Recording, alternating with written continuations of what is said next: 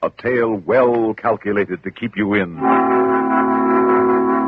suspense. I looked over his shoulder to see the big open mouth of a nice blue .45. And suddenly I knew what a man feels like when he's just finished digging his own grave. Listen now to Act One of Death of an Old Flame, starring Larry Haynes and Terry Keane, and written especially for suspense by George Bandler. The name's Warren, Ronnie Warren. I play piano.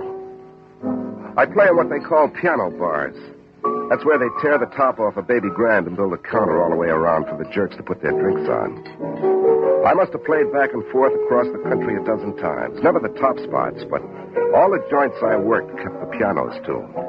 Ronnie, the lady wants to hear a song. That's Leo. He owns this place. Not a bad guy, as owners go, but still an owner. I look up at the chick at the far end of the piano. She smiles. I smile, slow and shy. You know, I gave her the old Cocker Spaniel, like a boy fresh out of college. And she eats it up. She even wrote it out for you. Yeah, so I see. $150 a week big spender had just stumbled through the bag. I figured if she was going to make a move, she'd wait till his back was turned. She said she'd like to hear Stardust. Oh? Well, tell her that looks more like a telephone number to me. I think she wants you to call her. Well, tell her I never learned how to use a phone. Ronnie, she's a customer. Yeah, I know. So I smile at her again like we're both college sophomores and this is our first date. But she's a chick like any other, poured into an expensive dress for a night on a town. A local princess who thinks she deserves better than she got. Better than a second-hand car in a garage and television every night. Better than the guy that brought her. Better than anything she'll ever have from the first moment she has it until the last moment she throws it away. For the moment, the piano player in the downtown club is better. And that piano player is me. Tell her I get off work at 2. She says she can't make it. She's with a guy. Yeah, I see that, but it hasn't stopped her this far, has it? Ronnie? Leo, I've been playing saloons for 10 years, and if I've learned anything, I've learned never to trust a chick and never give him a needle break. She'll be here, and I'll take her home. If something better doesn't turn up. Tell me, Ronnie, how do you do it? It's my boyish charm. My boyish charm. That's a joke around the saloons. I'm 35 years old, and I still look like I should be in college. Some guys say that's why I score so much, but really, it's the way I play piano. I play like I'm in another world. And when I look up, I always smile, like I'm pleasantly surprised that such excellent music could find itself in the presence of such superior company. I smile this way whether I'm looking at the wall, the bartender, a crying drunk, or the chick I'm working on at the moment. But out of all of them, only the chicks are flaky enough to take it personally. Play I get along without you. I don't play that number. You used to. I hadn't seen her come in, and I swung around to see what the voice told me I would find. The eyes were still incredible, so deep and brilliantly blue that you had to look twice to believe what you saw. Hello, Ronnie. She smiled, and somebody took a clean blade and dumped my insides on the floor. There was nothing left but an empty, aching hurt. I turned back to the piano because I was afraid I couldn't control my mouth. Hello, Anna. Mind if I sit down? No, go right ahead. Haven't seen you around the pool in a long time. 5.5 years, to be exact. I didn't keep track. Will you buy me a drink? I don't buy drinks for customers. She sat like she was suddenly very tired, and she toyed with her gloves for a moment the way she used to. Her mouth was as I remembered it, and her hair still soft and natural gold. But then I noticed there was a hole in one of the fingers of her white cotton gloves, and her dress was last year's style. I signaled the bartender to buy her a drink. Thanks. I read in the paper you were playing here. I kept track of you, where you'd been, when you'd hit town. Yeah, well, I would have kept in touch, but when I got back that night, all I could find was an empty hotel room. You didn't leave much of a forwarding address. Ronnie, I know. I know it was wrong. I've been sorry a million times. The paper never said. Did you marry again? But when the man said, "Until death do you part," I figured he wouldn't have bothered to say it if he hadn't meant it. Besides, it came in handy. When a chick would scream, "Marry me," I'd just say, "Oh, baby, I'd love to, but I'm already married." Saved me a lot of scenes. How about you? No. Frankie leave you for somebody else? No, he won't marry me. You still with him? Yes?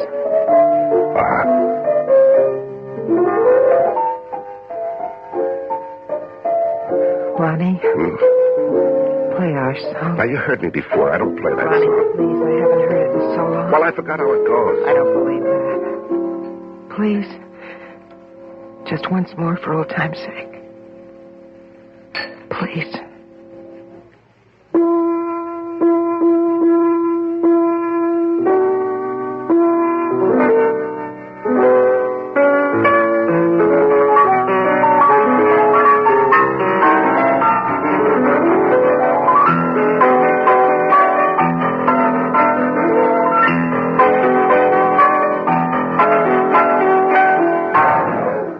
That's it.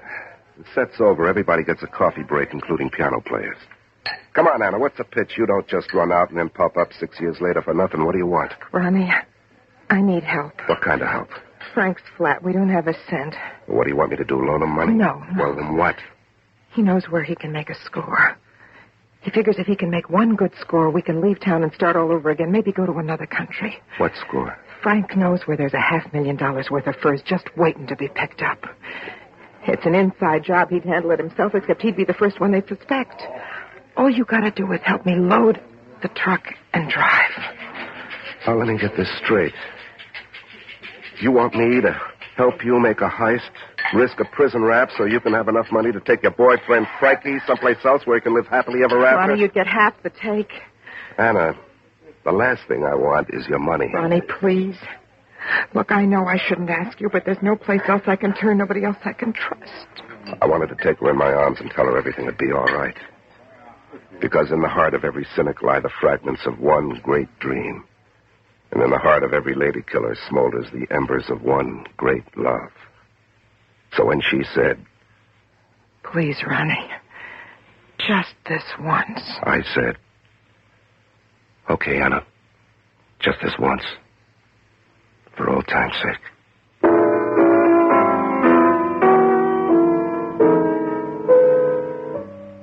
When I got to work the next night, I talked to Leo. "Boss man, look, I have some business from 10 till 12 tonight. I'd like out." It's important? Yeah, it's so important that if anybody should ask, I'd be much obliged if you'd say I spent the time sleeping off a hangover on your office couch. Okay. But let me give you a little piece of advice. Like, I don't want to know. But if this important business has anything to do with that broad I saw you talking to last night, I'd watch my step. Why? That's Frankie Amato's girl.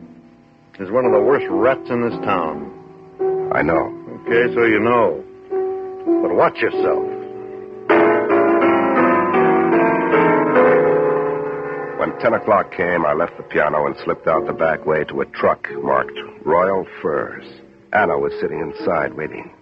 Hi, Ronnie. She drove us across town into the back of a small shop. No one was in the alley, so she got out and opened the overhead garage door with a key while I backed the truck inside. She closed the door behind us and locked it. The furs are inside this cold storage vault. She slid back the heavy door and started stripping the hangers. It didn't take long because there weren't too many pieces. I don't know anything about furs, but I do know that what we took wasn't worth any $500,000. Finally, the truck was loaded and we were ready to go. But then she started pouring cleaning fluid out of cans. Look, help me spread this stuff around, huh? What for? So we can set fire to the place. Why? So we can destroy it. Frank says we have to set fire to the place to burn all the evidence. Look, you didn't mention anything about a fire before. Honey, I didn't because I was afraid you wouldn't go through with it if I did. Well, of course I wouldn't. Taking a few furs is one thing, but arson is something else. Somebody could get killed. We have to. Right now, Frank is playing cards with the guy that owns this place. We have to fix his alibi with the time of the fire. Oh, I see. All that matters is Frank and his alibi, huh? All that matters is that Frank is safe. That he's got somebody to steal for him, to lie for him, and for what? What does he do for you, Anna? Answer me. What does he do for you? Honey, please. Come on, answer me. What does he do for you? Nothing. Then what do you stay with him for? You happy being turned into a two-bit thief to do his dirty work for him, and for what? To lick his boots in gratitude? Are you happy, Anna? No. Then why, Anna? Why?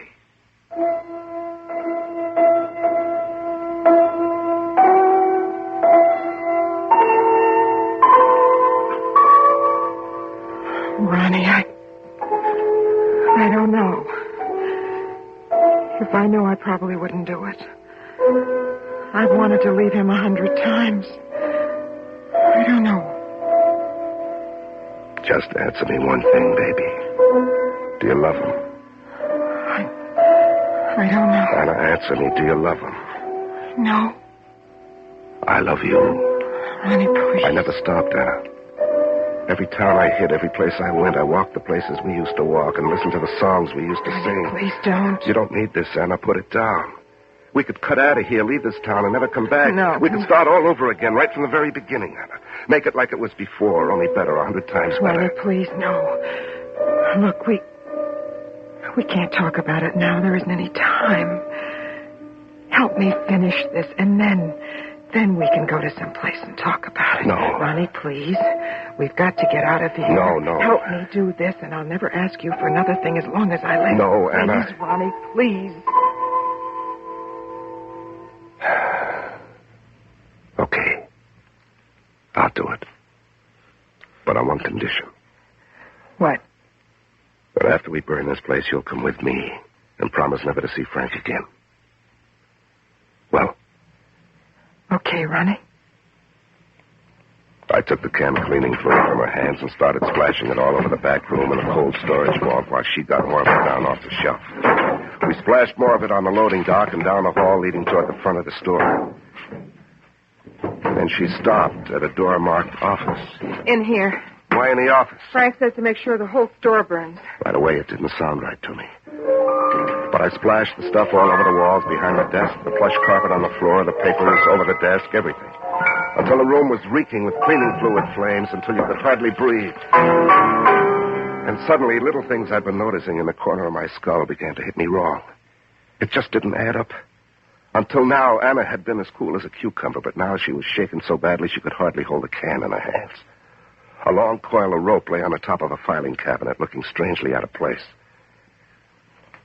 And then I noticed that all the mail spread across the desk was addressed to a Mr. Frank Amato. Now, wait a minute. This is Frank's office, isn't it? Ronnie, we gotta hurry. Come on, now, answer my question. This is Frank's office, isn't No. it? This is Frankie's office, and he wants it burned for a reason. Now, what is it? I don't know what you're talking Oh, about. yes, you do, Anna. You know a lot more about this setup than you're letting on. Now, what is it? Telling you what You I haven't know. leveled with me all night, have you? Stay away You from haven't me. leveled with me since the night we met. Don't touch Come on, me. answer me, Anna. What's going on? You heard the lady. Piano player, keep your hands off. I looked over her shoulder to see the big open mouth of a nice blue .45. And suddenly I knew what a man feels like when he's just finished digging his own grave.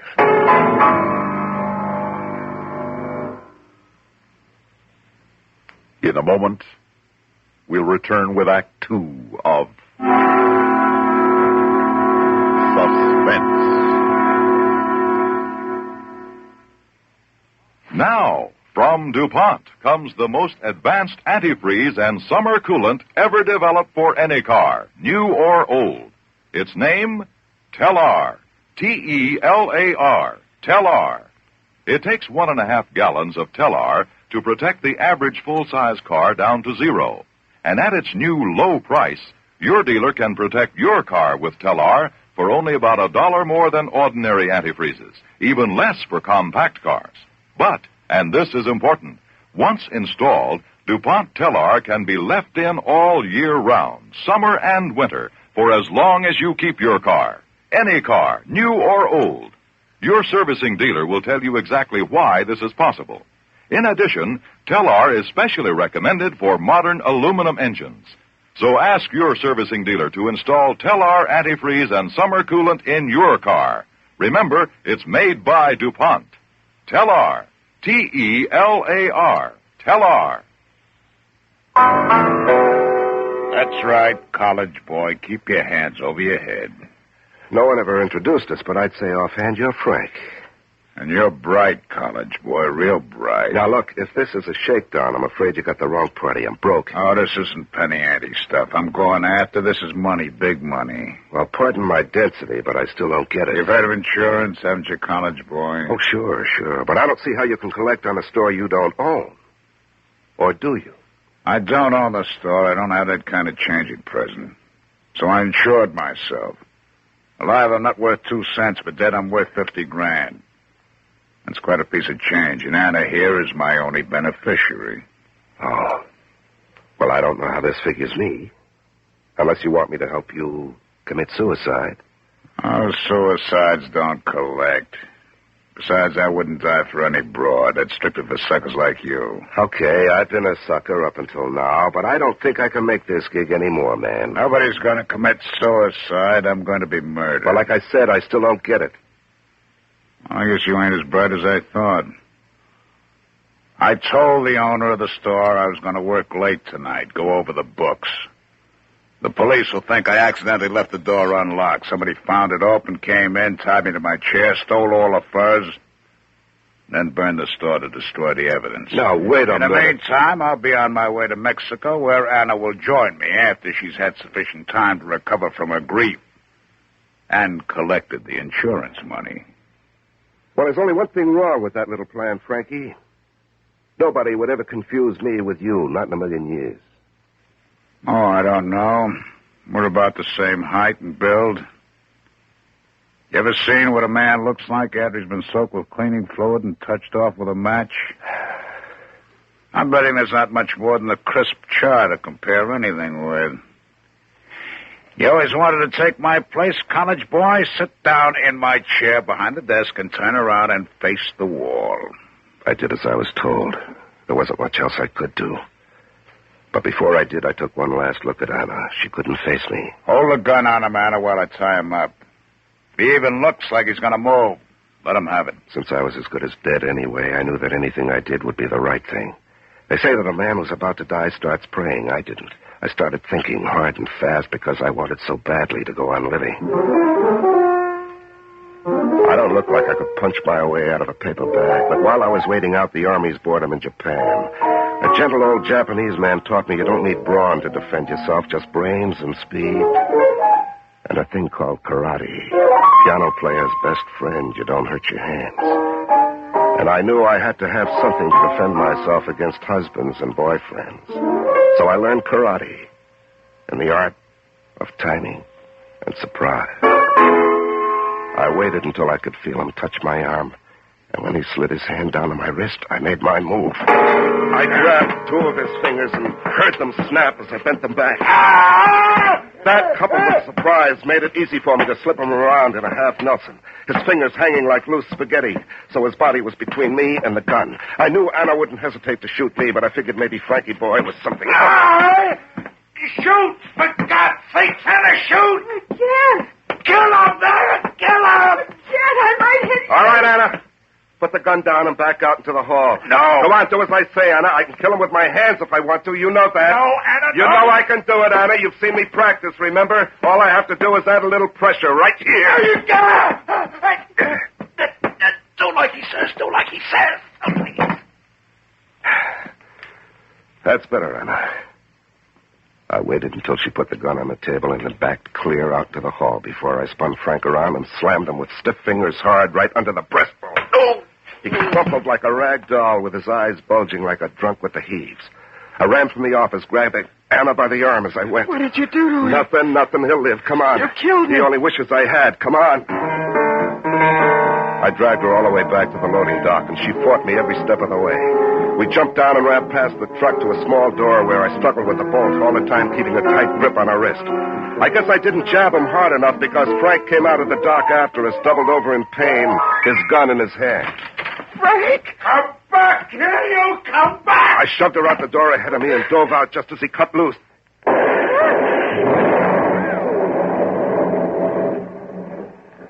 The shots were like matches in a gas tank. The cleaning fluid fumes made the whole building explode in a roar of flame. Come on, let's get out of here. Oh, we can't leave him. He'll burn alive. Can't help him, Anna. It's too Let late. me go to him. Anna, you can't go in there. Frank, I got it. Anna, no.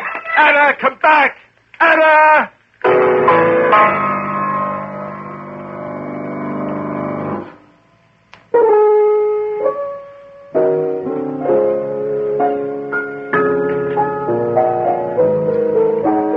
I see here in the paper where my old friend Frank Amato finally met with a fatal accident. He burned to death. Oh, that's so? It happened last night. I don't guess you'd know anything about it, would you? No. I don't guess I would. I didn't think so.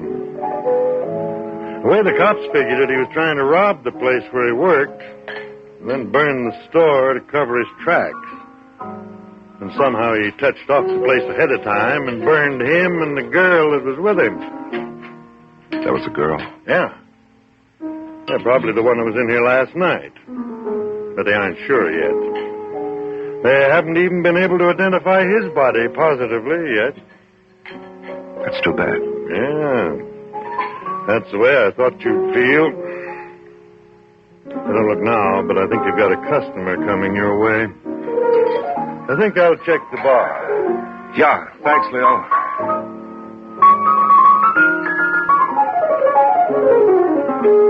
I knew what was coming. Without even looking, I knew. Do you know Stardust? I have to struggle to keep from choking. Do I know Stardust? But I don't let it show. I look up, slow and shy, and smile, and give her the old cocker spaniel. Stardust. It's a beautiful song about a beautiful girl. I was hoping you'd ask. Thank you. The pleasure's mine. I've been listening to you. You play very well. Thank you. It's been a long time since anyone said that. Most people just drink, pretend to listen. But not you. You're different. You're special. So, for a special girl, I'm going to play a special number. Not just something like Stardust.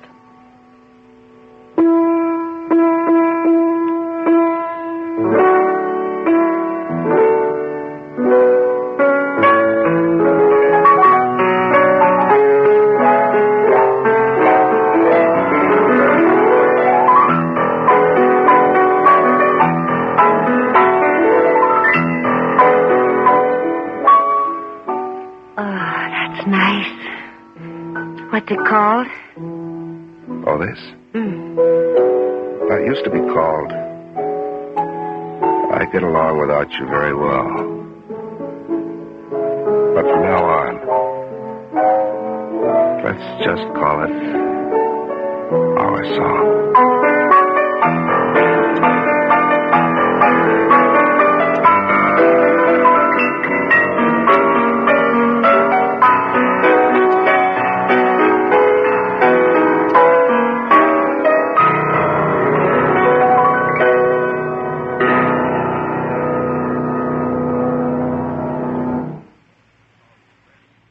Suspense. You've been listening to Death of an Old Flame, starring Larry Haynes and Terry Keane, and written especially for Suspense by George Bamber.